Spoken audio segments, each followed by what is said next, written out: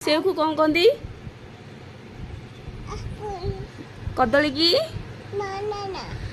अंगूर को? आउ टम आलू को? पियाज को? आउ बैगण को? आउ अदा को? कौन कहती? कुकुड़ा को? आउ माछ को? आउ हाथी की? आउ पुसी की?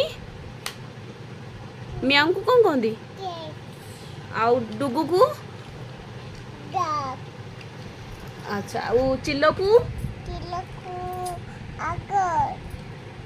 आउ तापरे मयूर को? आउ एटा कौन? जिराफ। आउ एटा कौन? ना एटा काउ ना एटा घोड़ाटा। हाँ हेटा ग्रेप्स।